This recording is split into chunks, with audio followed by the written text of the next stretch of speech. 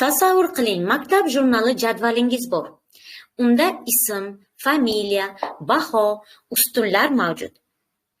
Ushbu jadvaldagi Abdullayev Sardor 5 baho degan to'liq qator nimani anglatadi?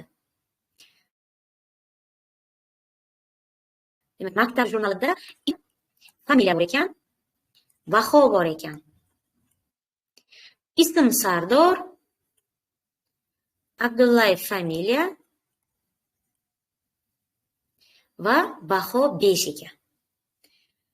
Mana shularni har biri alohida kelganda ism degan maydon mana bu. Har biri maydonlar. Ism maydonida Sardor qiymati bor, familiya maydonida Abdullayev bor, baho degan maydonda 5 bor.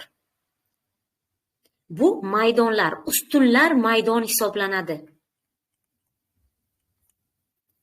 Endi bu maydon nomlari ekan. Endi mana bu birinchi qator, ikkinchi qator deb ketaveradigan bo'lsak, bitta qatorga tegishli bo'lsa yoki bitta obyektga bir qatorda terilgan ma'lumotlar yozuv deb ataladi. Demak, mana bu birinchi, ikkinchi deb yozsam, bular yozuv.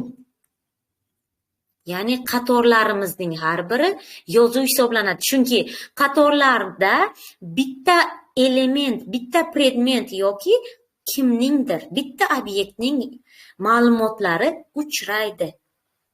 Sardorga tegishli bo'lgan barcha ma'lumotlar bitta qatordagisi bu to'liq yozuv bo'ladi. Demak, bu rekord, ya'ni yozuv.